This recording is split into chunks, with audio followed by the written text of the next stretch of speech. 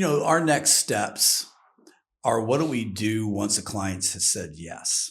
What do you do when you've actually feel that alignment is in place, the agreements are signed, and you're working towards your first meeting? And I wanted to jump into this a little bit because when you're working with a family, you might have mom, dad, and 4 or 5 other siblings.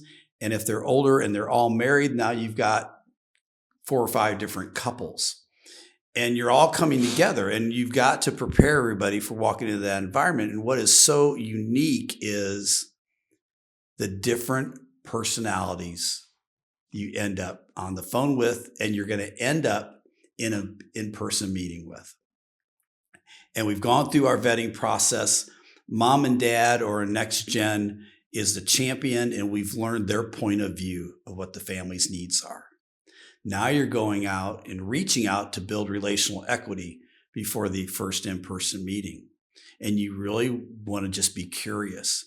And what is so much fun, but can be so challenging for Jennifer and me, is everybody's got a different opinion about the family. Everybody's got a different opinion about the needs of the family.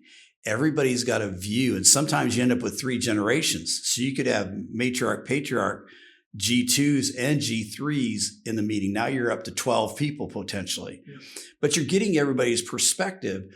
And one of the reasons you do that is because everybody wants to be seen and heard. And most of the time in these wealthy families, there is a segment of the family that doesn't feel seen and doesn't feel heard. Often the child that is coming into the family business is seen and heard. The child that's pursuing their own career isn't.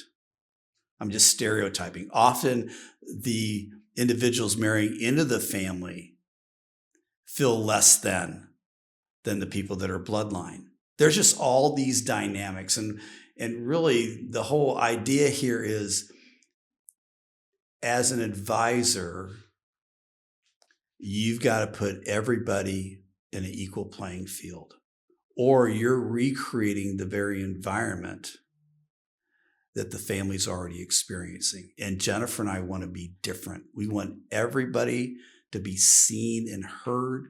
We want everybody to have a voice, because that's what actually creates the best for the family. Because we literally go from connecting the family to going through an educational process with the family, communication, conflict resolution, unity, trust, all these core educational needs that we all have, to family governance. So when you go from connection to family governance, it's going to take the entirety of the family and all those skill sets to make things work. Otherwise, you end up falling into where the research lands, which is, there's a reason why there aren't a lot of multi-generational privately held family companies out there today. Now, you'll run into the 5, 6 generation families. We've worked with some of them, but most of them, by the time they hit Gen 3, there are so many shareholders. It gets so complex. They've not communicated well, that company gets sold off to private equity, or goes public, or sells off to another private individual, like a Warren Buffett, if you will. And there's a reason. It's because the family continuity doesn't exist. And it has to be very intentional, because it is very hard as the shareholders grow.